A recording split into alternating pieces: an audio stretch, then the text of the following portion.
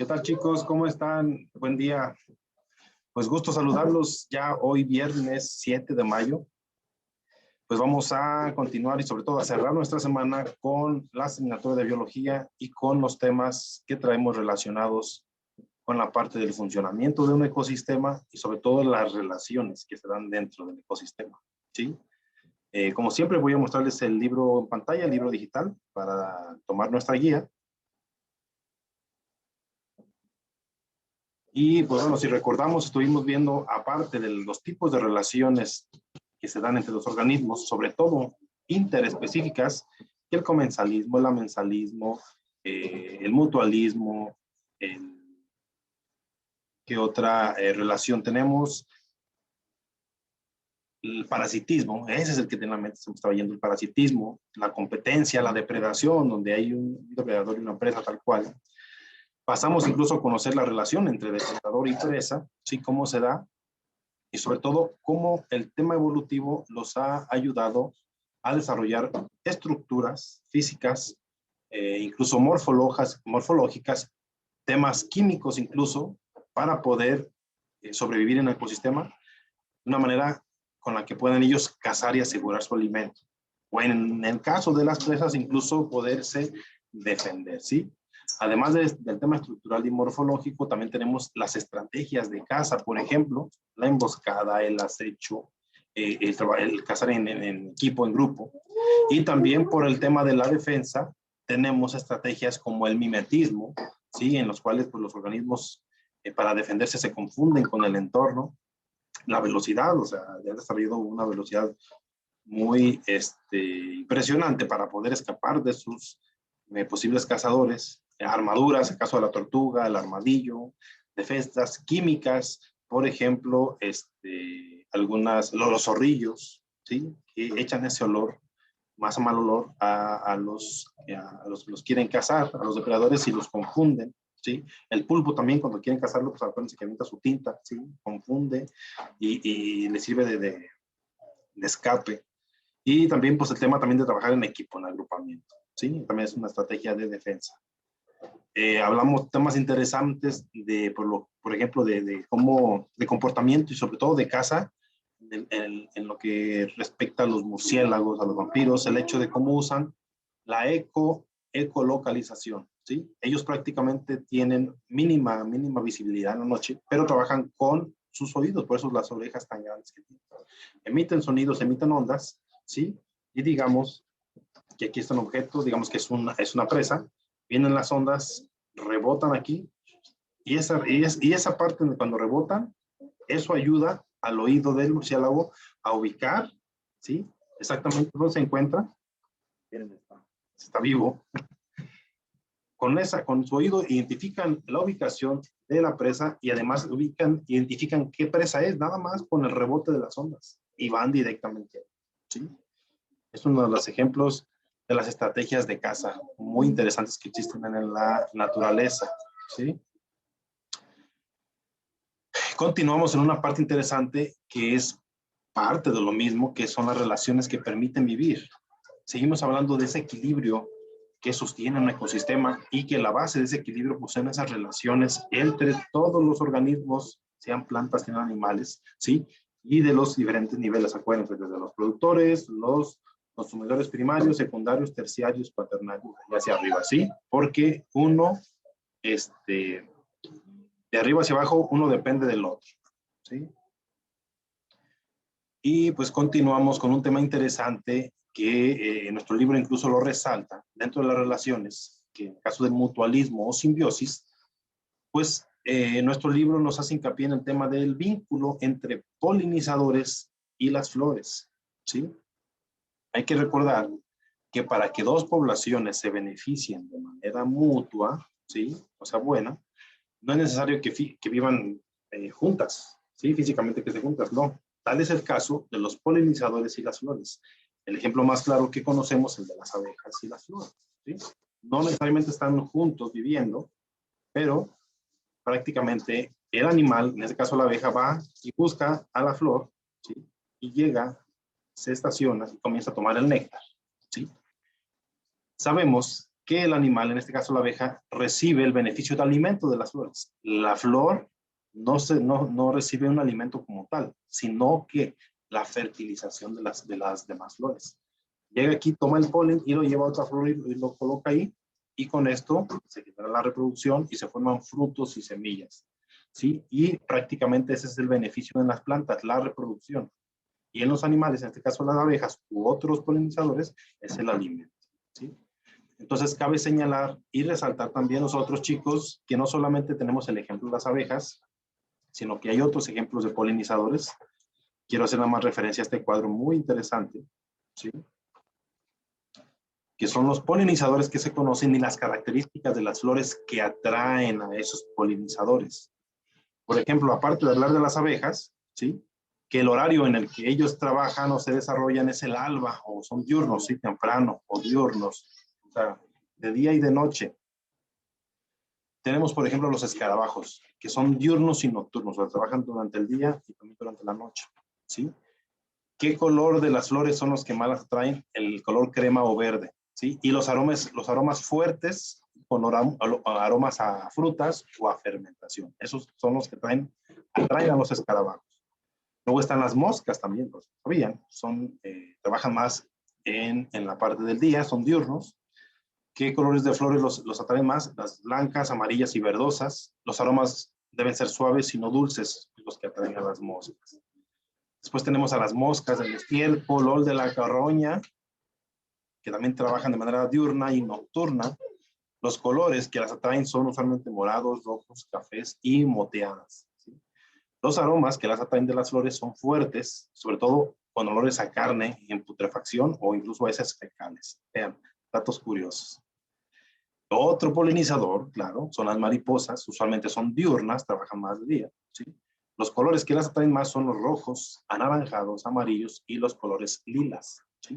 Los aromas que también les agradan son aromas ligeros o moderadamente dulces. Después tenemos a las polillas, esas que son como las palomillas, ¿sí? Los horarios en crepusculares, ya casi al amanecer, o nocturnos. Colores que los atraen en las flores son crema, amarillo, blanco o verde pálido. Los aromas para ellas que las atraen son fuertes y dulces. Ya tenemos el tema de las abejas. Hay una gran variedad de colores que las atraen. Trabajan sobre todo en el alba o el diurnos, ¿sí? Y además, las flores también que las atraen a las abejas pueden tener marcas llamadas guías de néctar. Hay flores, si las han visto, bueno, no puedo hacer la forma, que no solamente es la flor así, curiosamente, hacia arriba, sino que tienen incluso una parte abierta en donde digamos que es como la pista de aterrizaje. Llega ahí el animal, se estaciona y luego sube a la flor. Algunas flores, de las que son muy llamativas, muy hermosas, incluso que se venden comercialmente, son de esas flores que también llaman mucho a las abejas y tienen esa forma, ¿sí? Tienen una parte abierta que es como la pista de aterrizaje. También tenemos algunas aves polinizadoras, su trabajo principal también es diurno. Las flores principales, el color que les atrae es el rojo y el anaranjado. Y usualmente no necesitan de algún aroma en especial para que sean atraídas. Y finalmente, otros de los polinizadores importantes que también existen son los murciélagos, ¿sí? El trabajo de ellos es crepuscular, muy temprano o nocturno incluso. Los colores, que les atraen son el blanco mate, el beige mate o el verde, ¿sí? Los aromas que les agradan son fuertes a fruta o fermentación. Usualmente muchos de los tipos de alimentación que tienen bastantes murciélagos son temas de frutas, son fructívoros, ¿sí? O insectívoros algunos casos, como decían ustedes en el salón, como el Chavo del Ocho. Así es, entonces vean datos curiosos, datos muy interesantes de cómo podemos clasificar el hecho de cómo trabajan algunos polinizadores en base al color de las flores y los aromas que emiten, ¿sí? Muy bien. Tema interesante que viene aunado todo lo que hemos platicado, pues son las poblaciones en equilibrio, ¿sí? La diversidad de especies es un tema importante en el ecosistema. La diversidad de especies en una comunidad, ¿sí? Se puede medir como el número total de especies que contiene o como la proporción de individuos con los que se encuentra representada esta especie, ¿sí? A eso se ve la diversidad de especies. la proporción de individuos con los que se encuentra representada esta especie. O sea, la cantidad de individuos de esa especie que hay en un lugar geográfico, en un ecosistema, ¿sí? Las especies, pues, son diferentes entre sí, ¿sí? Varían, por ejemplo, en el uso, pues, de los recursos naturales, ¿sí? La capacidad de tolerar temas ambientales y las relaciones con otras especies, ¿sí? La combinación de estas características va a determinar la función ecológica de cada especie en el ecosistema. Por ello, las especies que las comparten se agrupan en grupos funcionales. Bueno, son nada más términos, ahorita vamos a detallar un poquito esta parte a qué se refiere. Si hay más especies diferentes en un ecosistema, es más probable que algunas de ellas utilicen los recursos de manera complementaria. Y esto determina el funcionamiento del ecosistema. Okay. Básicamente lo que nos están diciendo, chicos, es la diversidad de especies en un ecosistema. ¿Sí? Dice, si hay más especies diferentes en un ecosistema, es más probable que algunas de ellas utilicen los recursos de manera complementaria. O sea, hace que es como la cadenita, ¿sí? Unos especies se alimentan de algo, luego dejan residuos y luego llegan esos y se alimentan. O a veces unos individuos, algunas especies de plantas o animales dependen de lo que hagan otras para poder también ellos alimentarse. Por ejemplo, en las plantas, lo que les platicaba. Hay muchos elementos en el aire y en el suelo, pero la planta no los puede tomar. ¿Por qué? Porque usualmente se necesita que alguien los cocine, acuérdense, ¿sí? Entonces, a eso es lo que se refiere toda esta parte del equilibrio. Todo eso ayuda a mantener un equilibrio, ¿sí? Cuando dos o más especies en un ecosistema tienen la misma función, se dice que son redundantes, pero cambios ambientales fuertes pueden afectar más a unas que otras, ¿sí? De modo que las especies que sobreviven aseguran el funcionamiento del ecosistema durante tiempos difíciles. ¿A qué se refiere? Que hay varias especies que igual y pueden tener como la misma función dentro del ecosistema, ¿sí? Mantener una cadenita, servir de alimento. La diferencia es cómo esas especies, cada una de estas, afronta las condiciones climáticas, afronta los cambios en el ecosistema, las alteraciones. Y eso va a determinar la capacidad de cada una de ellas, o sea, qué tan fuerte es una y otra, o qué tan frágil es una y otra, ¿sí? Y el hecho es de que cuando algunas especies se afectan, hay un desequilibrio, van a perder esas especies, pero las que se mantengan son las que nos van a ayudar a asegurar el funcionamiento básico de un ecosistema. Sí, por eso en un ecosistema hay altas y bajas, ¿sí? De repente está un buen equilibrio y luego se va a un exceso. Un ejemplo, sube la cantidad de carnívoros, por ejemplo, ¿sí? Y luego dices, de repente va a llegar un punto en el que este tema de la cantidad de carnívoros va a llegar a su punto. ¿Por qué? Porque ya no va a haber tantas presas. Entonces los carnívoros comienzan a competir entre ellos. Luego empiezan a morir por la falta de alimento y por la competencia. Entonces, la gran cantidad, la población de carnívoros que se elevó en dado momento, va otra vez a bajar. Luego llega, aquí están los herbívoros, aquí están los carnívoros, luego llega un equilibrio otra vez, carnívoros, herbívoros. O puede pasar al revés. De repente los carnívoros bajan, entonces los herbívoros, la población de herbívoros va a subir y se va a convertir como si fuera tipo plaga, ¿sí? Pero luego, como va a incrementarse la cantidad de herbívoros, el alimento también de ellos también baja, ¿sí? Baja y también hay competencia entre ellos, también empiezan a morir. Además, los carnívoros también, en base a la presencia de herbívoros, pues comienzan a cazar. Y de alguna manera, otra vez también la población de herbívoros también baja. El punto es que siempre está así. Tiene clímax, se llaman puntos clímax los ecosistemas. Puntos álgidos, puntos altos en los que de repente llega un punto alto, pero de alguna manera se controla eso y vuelve a disminuir. Luego baja, luego sube. Así está en un ecosistema. Esa es parte del equilibrio. Así se controla un ecosistema mismo, ¿sí? En esta página, chicos, en la 249, tenemos un tema interesante. Esta parte me gustó mucho, tanto en la temática de biología como en geografía, porque se empiezan a combinar con muchos temas similares. El punto es que también en la parte de biología, en la parte de los ecosistemas, llegamos a hablar de los servicios ambientales, ¿sí? ¿Qué nos proporcionan los ecosistemas? Recientemente les hablé de qué son los servicios ambientales, son todos estos beneficios que nos dan, ¿sí? Todos esos servicios que nos da la naturaleza, a través de una clasificación de 4 tipos de servicios. Son los de soporte, los de provisión, de regulación y culturales, ¿sí? Aquí también tenemos una definición de cada uno.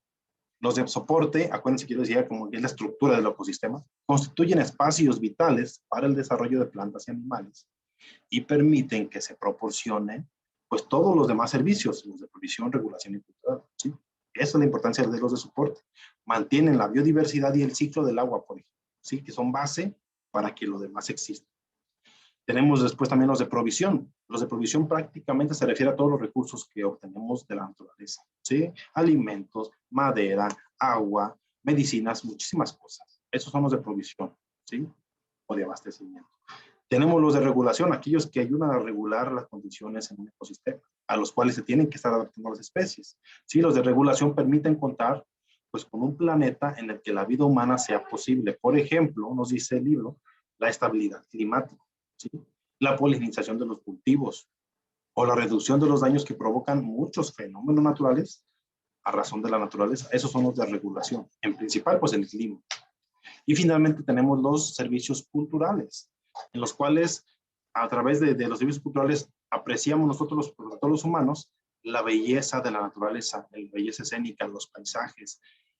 Aprovechamos y sentimos el entorno natural, ¿sí? Ahora sí que nos conectamos en esa parte espiritual incluso, digamos, ¿sí? Entonces, esa es la importancia de estos servicios ambientales y es un punto que hemos estado platicando también en la parte de geografía, ¿sí?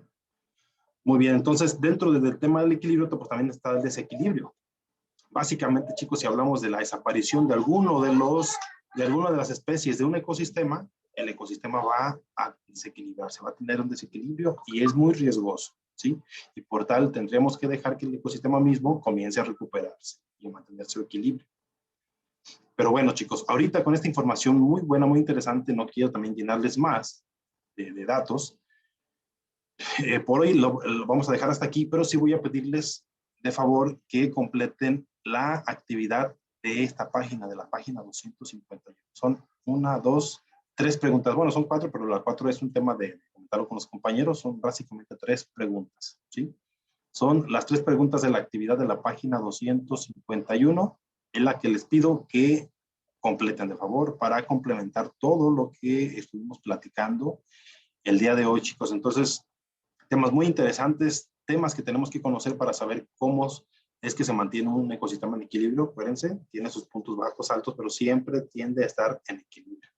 Esa es la parte importante y en lo que nosotros también tenemos que aprender para saber cómo podemos ayudar en dado caso, ¿sí?